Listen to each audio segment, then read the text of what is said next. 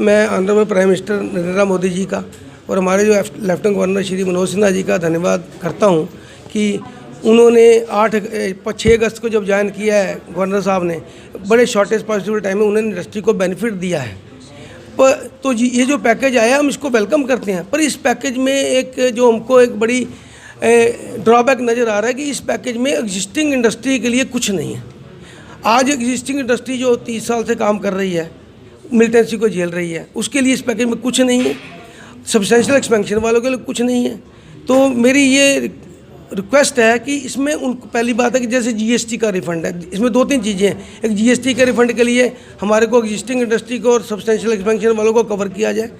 हमारे state government के जो हमारे बाकी मुद्दे हैं, जैसे अपने टोल टैक्स की वजह से हमको अभी तक कोई इंसेंटिव नहीं मिला है।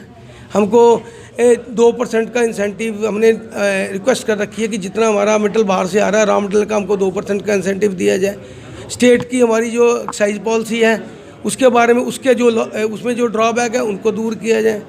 हम इनकमिंग रोड फ्रेट मांगते हैं, आउट गोइंग रोड फ्रेट भी मांगते हैं। तो कि हमने अगर यहाँ पे हमारी जो प्रोडक्शन कैपेसिटी है वो 40% है, हमारे पास अगर हम 100 टन माल बनाते हैं तो स्टेट में 30-40% बिकता है, तो 60% स्पेयर कैपेसिटी है। तो उसके लिए अगर हमको स्टेट गवर्नमेंट कोई ऐसा बाय रोड का ट्रांसपोर्टेशन का इंसेंटिव दे देना तो हम पूरी कंट्री में क्या एक्सपोर्ट मार्केट में भी कवर कर सकते हैं। तो टोल टैक्स चला गया, टोल टैक्स की वजह से हमारा स्टील सेक्टर और सीमेंट सेक्टर और बाकी पैकेजिंग सेक्टर और बाकी सारा सेक्टर डिस्टर्ब है। आज जो हमारे ट्रेडर जो उस टाइम बड़ा बढ़ चढ़ के बोलते थे कि हम टोल टैक्स की वजह ये हो जाएगा, ये चीज़ें सस्ती हो जाएंगी, कौन सी चीज़ें सस्ती हुई हैं मेरे को बताइए। उल्टे वो लोग भी परेशान हैं। आज नेबरिंग स्टेट से दुनिया भर का माल आ रहा है, पंजाब से आ रहा है, हिमाचल से आ रहा है।